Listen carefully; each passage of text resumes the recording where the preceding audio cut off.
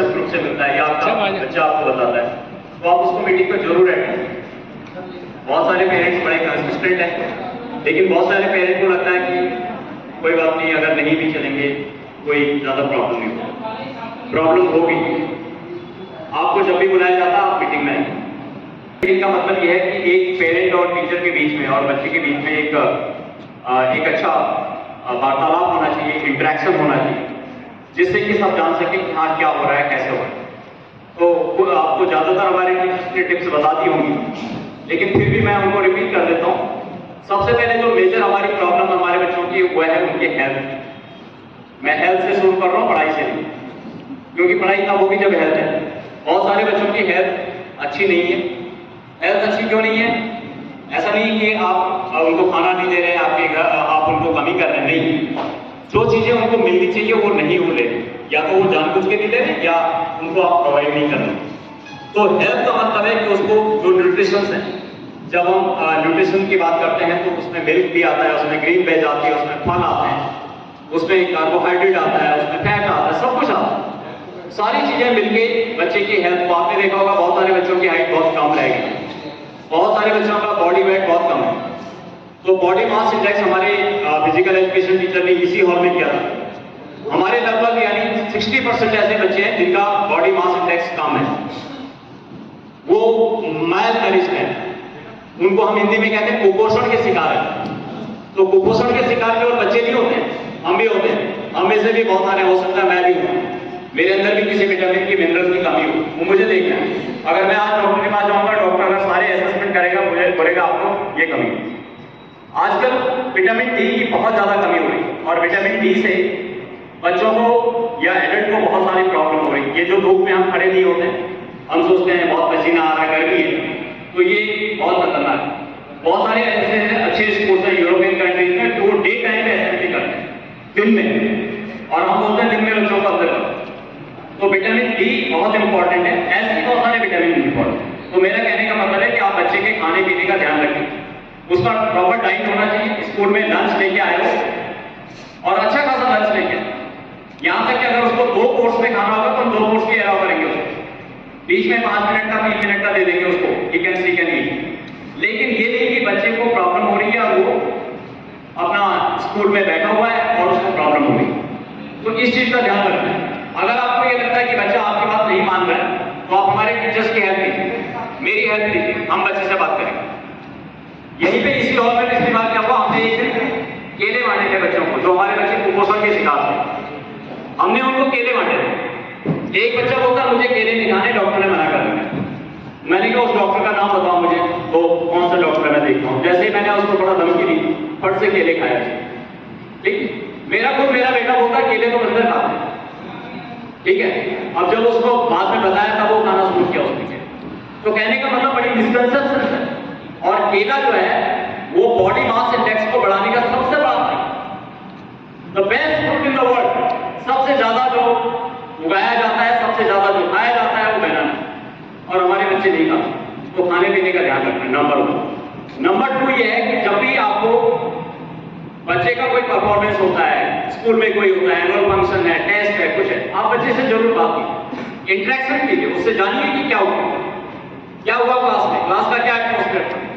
उससे जब आप वार्तालाप रखेंगे तो फिर वो आपको बातें शेयर करेंगे। इसका मतलब केवल ये है कि आपको बच्चे के साथ अपनी बातें शेयर करनी है, दोस्ती रखनी है, आपको बच्चे के साथ फ्रेंडशिप करनी है। ये नहीं कि आप पेरेंट हैं, आप बोल नहीं रहे। बहुत सारे ऐसे घर हैं जहां बच्चे और पेरेंट बात ही नहीं करते, स्पेशली क्लास 11 12 में बहुत सारे ऐसे एग्जाम्पल हैं। पेरेंट बात ही नहीं करते, अपने काम से आगे हो गया, स्कूल जा रहा है, ठीक है, उसको फीस चाहिए या उसको पैसा चाहिए, खाना चाहिए, दे देंगे। तो ये नहीं होना चाहिए, इंटरेक्शन होना चाहिए बच्चे के साथ। तो 2 लोगों का इंटरेक्शन बच्चे के साथ जब होगा तभी जाकर वो आगे बढ़ेगा, एक तो पेरेंट का और एक स्कूल का टीचर का। तो स्कूल में हम पूरी कोशिश करते हैं, हमारे टीचर पूरी कोशिश करते हैं, मैं पूरी कोशिश करता हूँ। अभी कुछ पेरेंट मुझे कोई शिकायत कर रहे थे, तो मैंने बच्चे से पूछा कि आपने क्यों नहीं बताया। मेरी तरफ से my door is open for every child, कभी भी किसी भी टाइम मैं अपने काम को स्टॉप करूंगा, बच्चे को सुनूंगा। लेकिन उसके अंदर वो साहस होना चाहिए कि ये प्रॉब्लम हो रही है, नहीं आते बच्चे। इसका मतलब क्या, इंटरेक्शन की कमी है। तो इंटरेक्शन बढ़ना चाहिए, बच्चे के साथ आप बात कीजिए। अगर कभी किसी टेस्ट वगैरह में या किसी परफॉर्मेंस में बच्चा नीचे रह भी जाता है तो आपको उसको डांटने की जरूरत नहीं है, गुस्सा होने की जरूरत नहीं, कंपेयर करने की जरूरत नहीं। देखो तुम्हारी क्लास में उस लड़की के तो इतने मार्क्स, तुम नहीं पढ़ती हो, कंपेयर बिल्कुल नहीं होगा, क्योंकि हर इंडिविजुअल जो है अलग है, हर व्यक्ति अलग है। हमें से जितने भी व्यक्ति हैं सब अलग अलग हैं। दिखने में भले ट्विंस एक जैसे हो सकते हैं, लेकिन ट्विंस का जो टैलेंट होता है वो अलग अलग होता है। तो इसलिए उसको उस चीज को भी उसको रिस्पेक्ट करें। स्कूल में बुलाया जाता है कभी, तो आप उसको जरूर रिस्पॉन्ड कीजिए। अगर आपको टेलीफोनिकली बुलाया गया है, मीटिंग में बुलाया गया है, किसी टीचर ने बात की, हो सकता है आप बिजी हो, आपके पास टाइम नहीं है, या आप कहीं बाहर हो, आप टीचर को बोल दीजिए कि आज मैं बाहर हूं, कल आपको आके मिलूंगा, नो प्रॉब्लम। लेकिन रिस्पॉन्ड करना है, you have to respond back.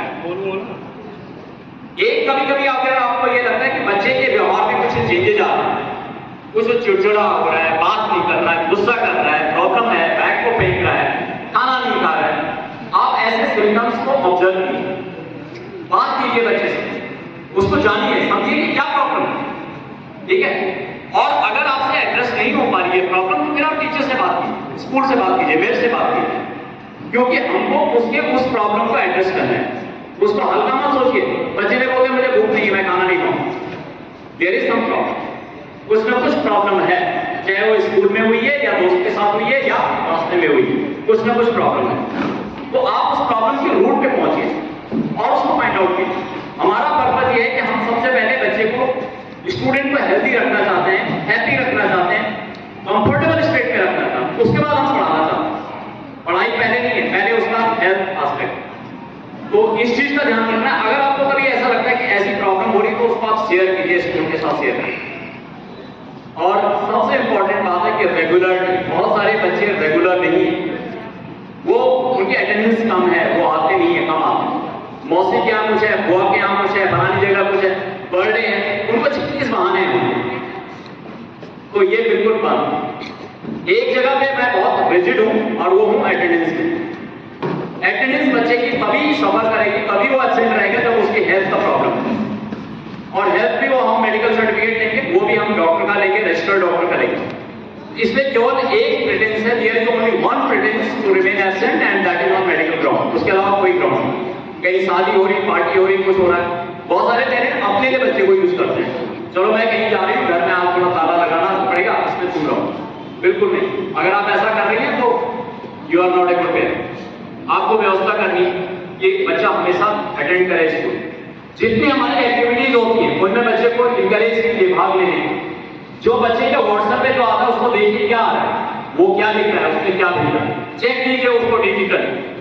ये जो मोबाइल है ये बहुत अच्छा भी है और बहुत खराब भी है, खतरनाक भी, ठीक है। चाकू से गला भी कट सकता है और चाकू से अच्छा सब्जी भी बन सकती है, सलाद भी बन सकता है, दोनों चीजें हो सकती है। इसलिए ये मोबाइल जो है, ये डिजिटल जो है, ये जरूरी है, इसके बिना काम नहीं चलेगा, इसके बिना काम नहीं चलेगा, करना पड़ेगा। लेकिन इसको चेक कीजिए आप, देखिए अभी हम कुछ एक्टिविटीज कर रहे हैं, संडे शेयरिंग के नाम से हमने कुछ प्रोग्राम किया है। हर संडे को तो नहीं, लेकिन कभी कभी किसी संडे को मैं अपने टीचर्स को भी नहीं बताता, मैं बीच में कर देता हूँ, किसी को मालूम नहीं होता, बच्चों को सबसे पहले मालूम होता, बच्चों के ग्रुप में आता। तो वो संडे शेयरिंग जो हम करा रहे हैं, इसलिए करा रहे हैं कि बच्चों के व्यक्तित्व में कुछ विकास हो, वो कुछ सोचें, किताब से बाहर कुछ सोचें, बाहर की दुनिया में। अल्टीमेटली जो बच्चे को है ना, वो दुनिया में रहना है, स्कूल में नहीं रहना है। हम इन बच्चों को पढ़ा रहे हैं स्कूल में रखने के लिए नहीं पढ़ा रहे, हम इनको पढ़ा रहे हैं जिससे बाहर निकलें, अपनी उड़ान भरें, लोगों को फेस करें, समाज को फेस करें। इसलिए बच्चे को जो समाज में होने वाली जो चीजें उनके बारे में जागरूकता उसको होनी चाहिए, क्या हो रहा है क्या नहीं हो रहा है। अभी दिल्ली में पिछली बार बाढ़ आई, बताते हैं 1978 के बाद ये पहली बार है और 208 मीटर से भी ऊपर जा रहा था वहां। तो मैंने बच्चों को एक क्वेश्चन पूछा था, यार दिल्ली में बाढ़ को रोकने के एक आप मैनेजमेंट प्लान बनाओ, बताओ क्या कर सकते हैं। तो बच्चों ने, कुछ बच्चों ने सोचा, बहुत अच्छा लिखा, और मैं आपको बताऊं तो बच्चों ने ऐसी ऐसी चीजें लिखी जो आईआईटी के स्टूडेंट्स ने सीएम साहब को भेजी थी, केजरीवाल साहब, कि ये करना है दिल्ली में। बच्चों ने लिखी थी कि ये जो गटर है, जो हमारी ड्रेन है, ये ड्रेन दिल्ली की बारिश को रोकने के लिए सफिशिएंट नहीं है। ये 50 mm बारिश को रोकने के लिए ठीक है, लेकिन दिल्ली में तो 120 mm बारिश हो रही है।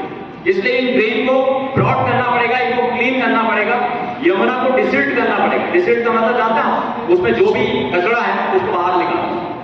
और अभी एक रिपोर्ट कहती है, हैदराबाद म्युनिसिपल कॉर्पोरेशन की रिपोर्ट है, कि जो नदी नालों से या तालाबों से हम लोग निकालते हैं उसमें 75% प्लास्टिक होता है। तो आपको अपने बच्चे को प्लास्टिक से भी डिस्करेज करें। सभी लोग स्टील की वाटर बोतल मेटल की वाटर बोतल, मेटल के लंच बॉक्स दें और कोशिश करें कि आप जब शॉपिंग वगैरह के लिए जाते हैं तो आप कपड़े के थैले यूज करें, ना ले जाएं। अपनी तरफ से आप कोशिश कीजिए। जब आप अपनी तरफ से कोशिश करेंगे तो बहुत कुछ होगा। तो इन छोटी छोटी चीजों को, कल हमने एक प्रोग्राम किया था कि हमारे देश में जो बाघ हैं, टाइगर है, टाइगर एक टाइम पे बहुत कम हो गए थे। हमारी सरकार ने 1973 में एक प्रोग्राम चलाया था, टाइगर प्रोजेक्ट टाइगर, बाघ परियोजना, और उस समय बहुत कम हो गए थे, 2000 से भी कम आ गए थे, 1800 रह गए। कल का रिकॉर्ड है कि 3600 के आसपास हमारे टाइगर है।